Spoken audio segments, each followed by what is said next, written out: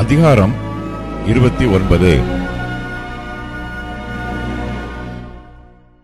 எசேக்கியா 25ஆம் வயதில் ராஜாவாகி 29 வருஷம் எருசலேமில் அரசாண்டான்.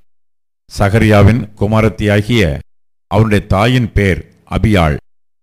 அவன் தன் தகப்பனாகிய தாவீது செய்தபடியெல்லாம் கர்த்தரின் பார்வைக்கு செம்மையானதைச் செய்தான். அவன் தன் ராஜ்யபாரத்தின் 1ஆம் வருஷம் 1ஆம் மாதத்தில் கர்த்தருடைய ஆலயத்தின் கதவுகளை திறந்து அவைகளை பழுது பார்த்து ஆசாரியரையும் லேவியரையும் அழைத்து வந்து அவர்களை கிழக்கு வீதியிலே குடிவரச் செய்து அவர்களை நோக்கி, லேவியரே, கேளுங்கள். நீங்கள் இப்போது உங்களை பரிசுத்தம் பண்ணிக்கொண்டு உங்கள் பிதாக்களின் தேவனாகிய கர்த்தருடைய ஆலயத்தை பரிசுத்தம் பண்ணி அசுத்தமானதை பரிசுத்த ஸ்தலத்திலிருந்து வெளியே கொண்டு போங்கள். நம்முடைய பிதாக்கள் துரோகம் பண்ணி நம்முடைய தேவனாகிய கர்த்தரின் பார்வைக்கு பொல்லாப்பானதைச் செய்து அவரை விட்டு விலகி தங்கள் முகங்களை கர்த்தருடைய வாசஸ்தலத்தை விட்டு திருப்பி அதற்கு முதுகை காட்டினார்கள். அவர்கள் பரிசுத்த ஸ்தலத்தில் இஸ்ரவேலின் தேவனுக்கு சர்வாங்க தகனபலி செலுத்தாமலும் தூபம் காட்டாமலும் விளக்குகளை அணைத்து போட்டு மண்டபத்தின் கதவுகளையும் பூட்டி போட்டார்கள். ஆகையால் கர்த்தருடைய கடுங்கோபம் யூதாவின் மேலும் எருசலேமின் மேலும் வந்து அவர் இவர்களை நீங்கள் உங்கள் கண்களினால் காண்கிறபடி துயரத்துக்கும் திகைப்புக்கும் பழிப்புக்கும் ஒப்புக்கொடுத்தார். இதோ, இது நிமித்தம் நம்முடைய பிதாக்கள் பட்டயத்தினால் விழுந்து நம்முடைய குமாரரும் நம்முடைய குமாரத்திகளும் நம்முடைய மனைவிகளும் சிறையிருப்பில் அகப்பட்டார்கள். இப்போதும் இஸ்ரவேலின் தேவனாகிய கர்த்தருடைய உக்கிர கோபம் நம்மை விட்டு திரும்பும்படிக்கு அவரோட உடன்படிக்கை பண்ண என் மனதிலே நிர்ணயித்துக் கொண்டேன். என் குமாரரே, இப்பொழுது அசதியாயிராதேயுங்கள். நீங்கள் கர்த்தருக்கு பணிவிடை செய்யும்படி அவருக்கு முன்பாக நிற்கவும் அவருக்கு ஊழியம் செய்கிறவர்களும் தூபம் காட்டுகிறவர்களுமாயிருக்கவும் உங்களை அவர் தெரிந்து கொண்டார் என்றான்.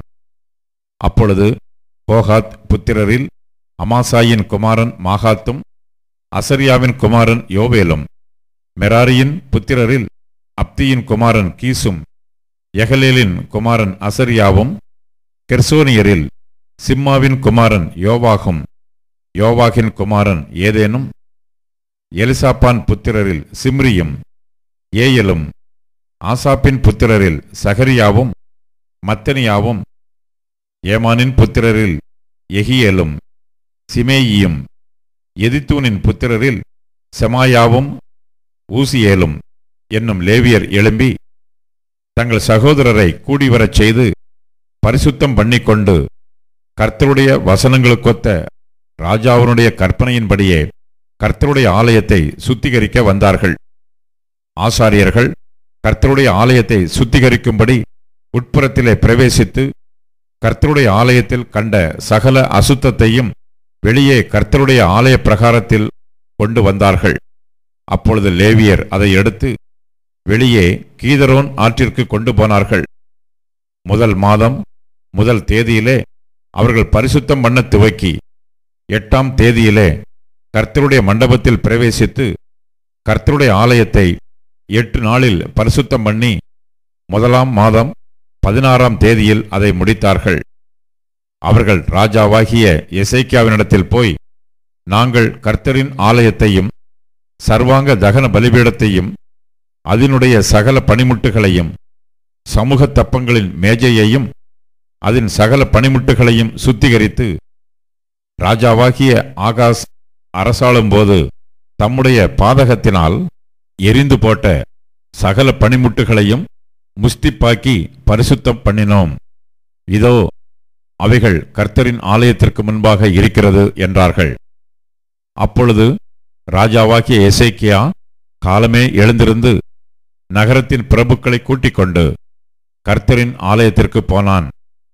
அப்பொழுது ராஜ்யபாரத்திற்காகவும் பரிசுத்த ஸ்தலத்திற்காகவும் யூதாவுக்காகவும் 7 காளைகளையும் 7 ஆட்டுக்கடாக்களையும் 7 ஆட்டுக்குட்டிகளையும் 7 வெள்ளாட்டு கடாக்களையும் பாவ நிவாரண பலியாக கொண்டு வந்தார்கள்.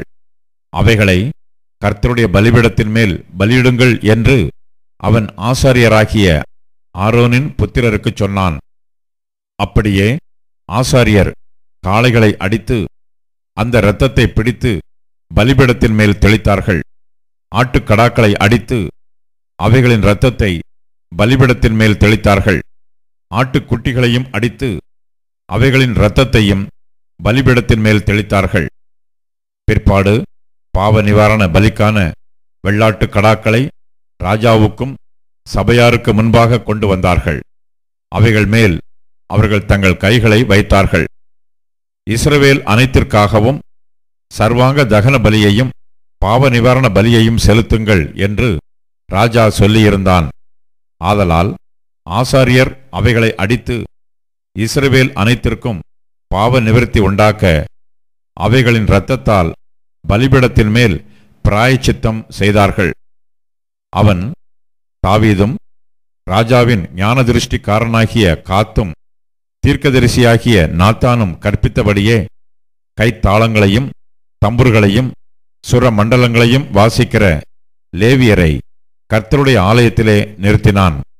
இப்படி செய்ய வேண்டும் என்கிற கற்பனை கர்த்தரால் அவருடைய தீர்க்கதரிசிகளைக் கொண்டு உண்டாயிருந்தது. அப்படியே லேவியர் தாவீதின் கீத வாத்தியங்களையும் ஆசாரியர் பூரிகைகளையும் பிடித்து நின்றார்கள்.